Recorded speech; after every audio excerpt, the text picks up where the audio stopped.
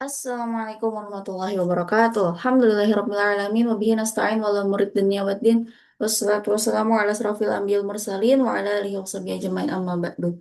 Alhamdulillah, anak-anak maaf ibu gak bisa hadir pada kesempatan kali ini, tapi ibu udah nitip ke Bu Yuli untuk penugasan, enggak sih, ya materi dan juga nanti di akhir ada tugas. Jadi yang masih tidur, ayo bangun dulu 11.02 nih ibu, yakin kalian masih pada tidur ya, tidur-tiduran tuh di karpet di belakang, tolong bangun. Ntar ibu ntar ibu bilang ke Bu Yuli kalau misalkan kalian masih pada tidur.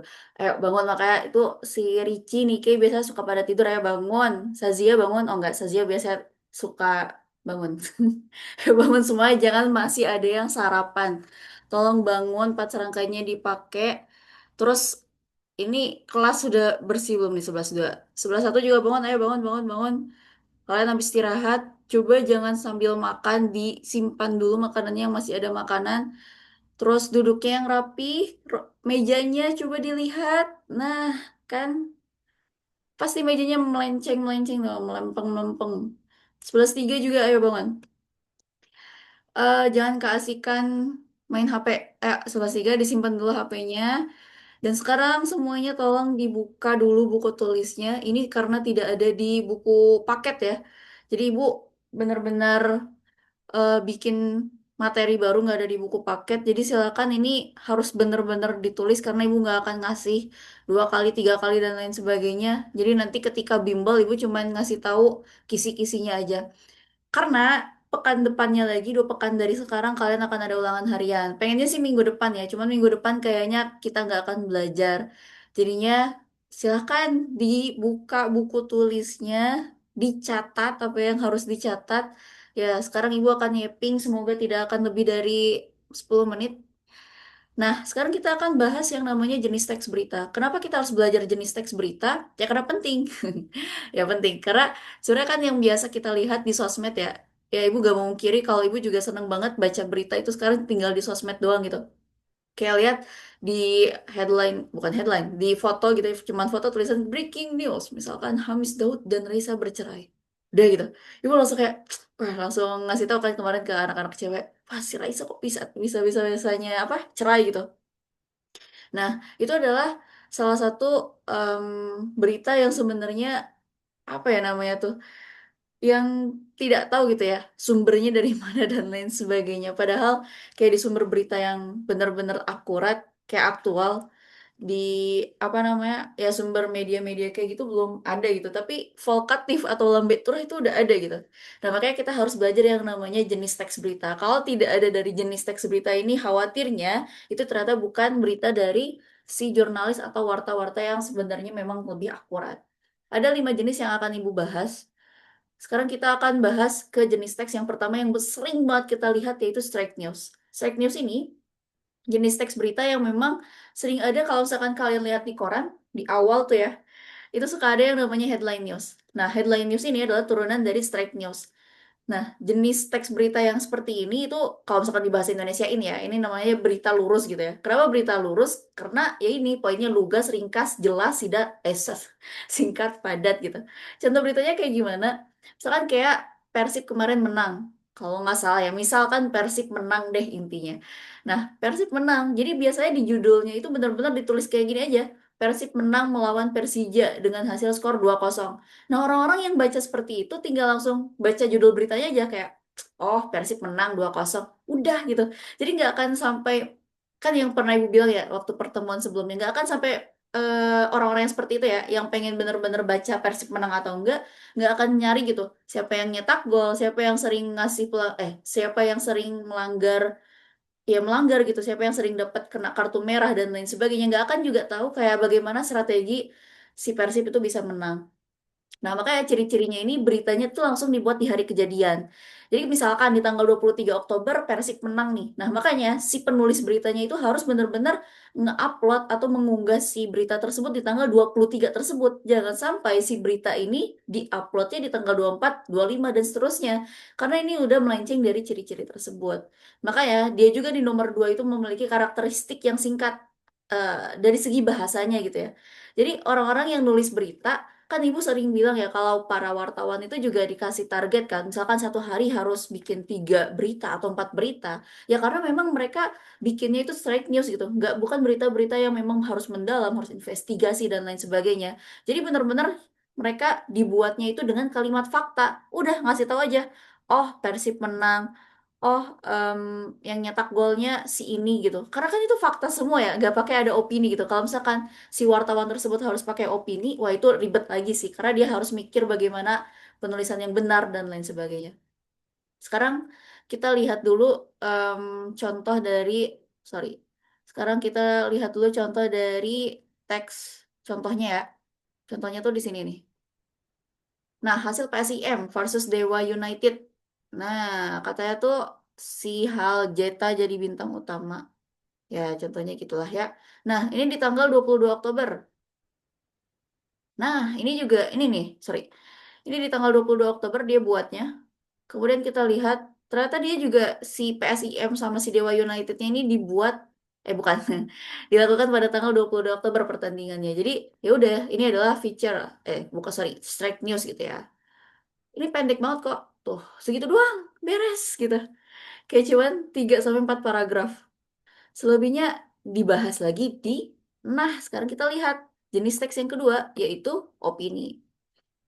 Apa sih bedanya sama fake news? Kalau opini itu dia pakai opini pendapat, oh, ya, opini itu pasti pendapat ya, dari pemikiran terhadap sesuatu yang dianggap penting. Misalkan kayak dari para opini-opini para tokoh. Misalnya namanya tajuk rencana, kalau kalian nih sering baca di apa koran atau misalkan media-media kayak gitu namanya tajuk rencana. Nah, itu adalah opini yang dibuat oleh salah satu tokoh terkenal. Misalkan tentang Presiden Prabowo selama 1 tahun berkiprah gitu ya menjadi presiden. Nah, mungkin yang bisa dibuat topik temanya itu bukan topik tema ya topik beritanya itu oleh salah satu tokoh pejabat. Misal siapa? Misal Rocky Gerung gitu. Rocky Gerung kan memang sering banget ya menganalisis politik dan lain sebagainya. Ya udah gitu. Nah, si tajuk rencananya ini memang dibuat sama Rocky Gerung karena Rocky Gerung ini berfokus sama politik. Nah, Prabowo juga kan sekarang lagi di politik ya, bukan di bagian militer. Maka ciri-cirinya ini mengandung subjektif karena pakai banyak banget kata-kata pendapat. Terus biasanya juga pakai kata-kata relatif. Contohnya kata mungkin, sebaiknya, menurut, barangkali, dan lainnya. Terus juga gaya bahasanya persuasi. Misal nih, si Rocky Gerung lagi bikin, em, ya lagi bikin 1 tahun kiprah Prabowo selama menjabat jadi presiden gitu. Dia membagus-baguskan gitu ya, membagus-baguskan bagaimana Presiden Prabowo membuat sebuah kebijakan.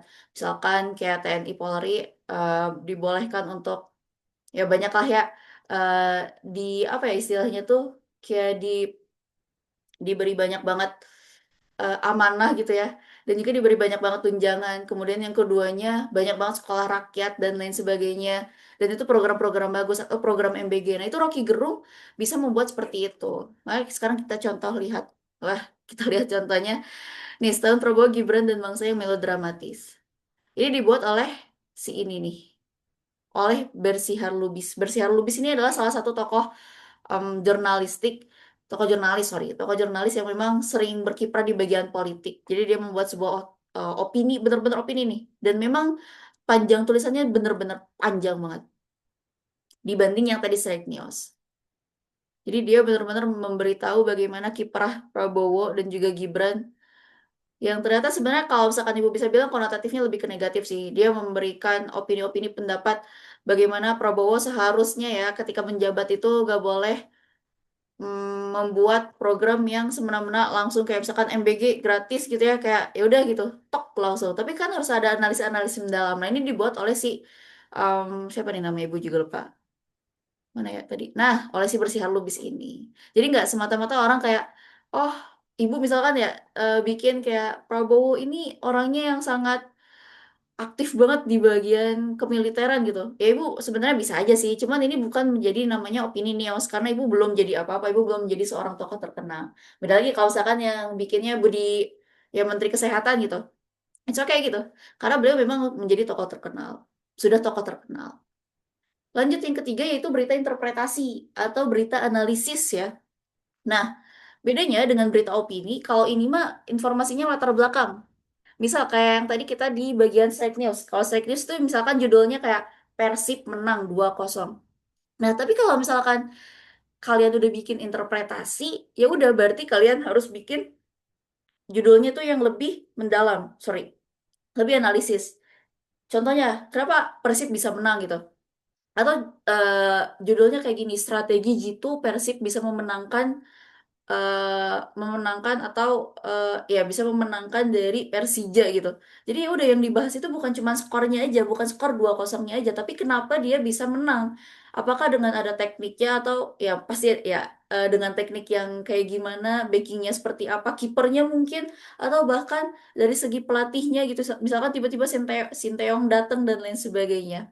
Makanya di nomor 2 harus ada fakta sama opini. Beda kalau yang di bagian opini news. Kalau opini news memang sebenarnya memang ada fakta, tapi yang lebih ditonjolkan itu bagian opininya. Tapi kalau misalkan udah interpretasi berita, itu harus ada dua-duanya yang secara seimbang.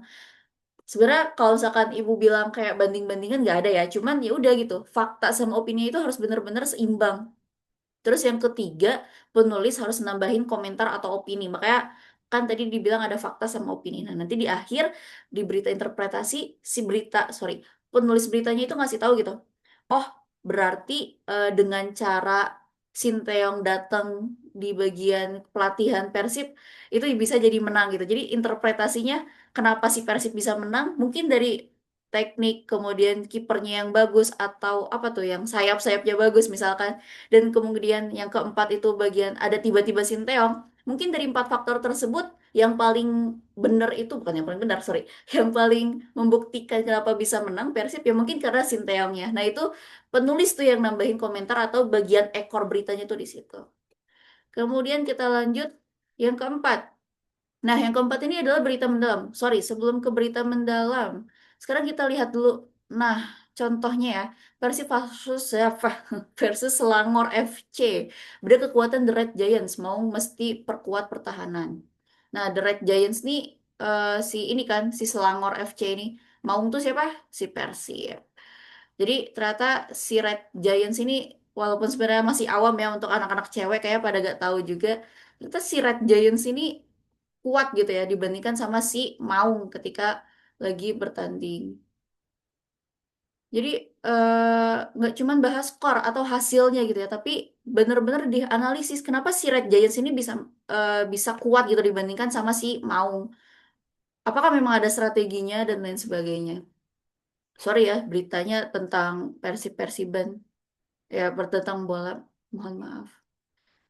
Kita lanjut ke berita mendalam. Nah, kalau berita mendalam, apa sih bedanya sama si yang tadi interpretasi? Kalau berita mendalam, dia benar-benar memfokuskan ke unsur why. Mengapa?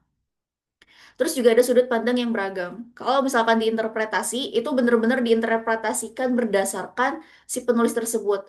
Misal, Kyo jadi yang menuliskan Persib sama si Persija. Kenapa Persib sama Persija ya? Kenapa Persib bisa menang? Ya udah, interpretasinya berdasarkan Kyo aja. Oh, kata Kyo menang gara-gara kipernya bagus gitu di bagian Persibnya gitu.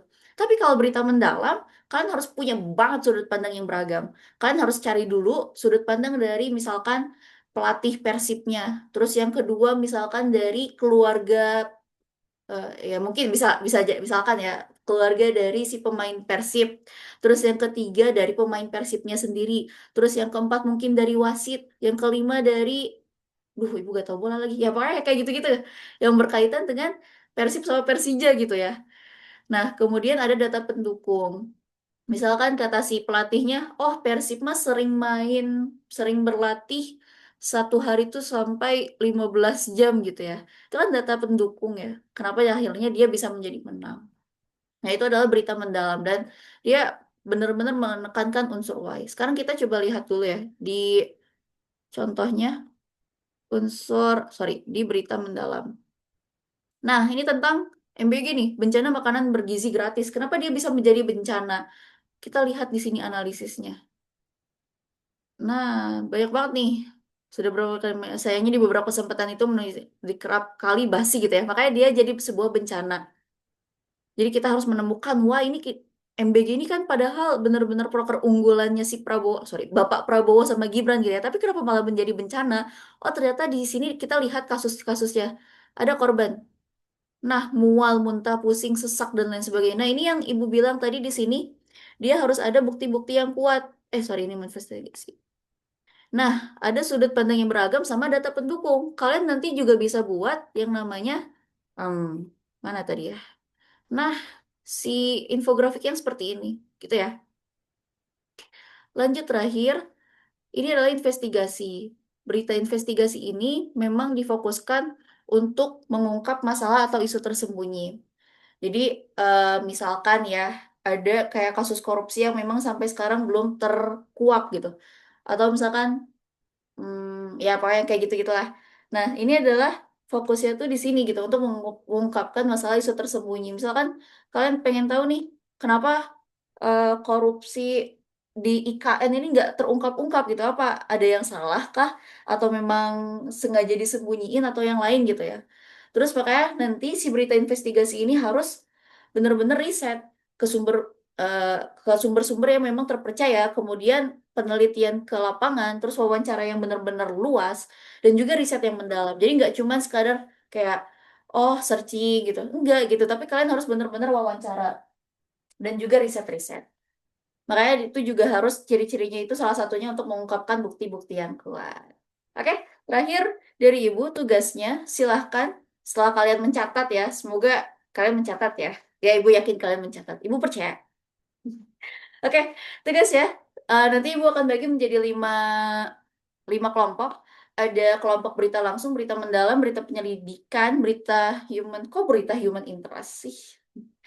Ya, ada beberapa lima kelompok dari jenisnya, investigasi, depth news, interpretasi, opini, dan juga straight news. Jadi silakan nanti kalian berkumpul dengan kelompoknya dan kemudian eh, pilih, bukan pilih sih, sorry. Ya, pokoknya pilih topik berita yang ingin kalian lakukan untuk di pemilu ketua OSIS di minggu depan. Nanti insya Allah Ibu akan ketikkan apa aja yang memang harus kalian lakukan. Kemudian silakan nanti dikumpulkan di spreadsheet seperti biasa ya di agenda itu dikumpulkan hari ini. Jadi silakan nanti bawa satu kelompok itu boleh bawa sorry, satu kelompok bawa dua laptop, gitu ya. Silakan. Nanti ibu akan tuliskan juga untuk yang anak boarding mah kelompok ini yang bawa laptop si ini gitu ya. Jadi nggak, wah pasti lama tuh kalian milihnya. Kita aja dari ibu terima kasih sudah menyimak dan terima kasih sudah tidak tidur anak-anak, sudah mau menulis, mencatat dan duduk dengan baik ya semoga ya bebas sih sebenarnya mah. Oke, ibu tutup dan cukupkan sampai di sini. Wassalamualaikum warahmatullahi wabarakatuh.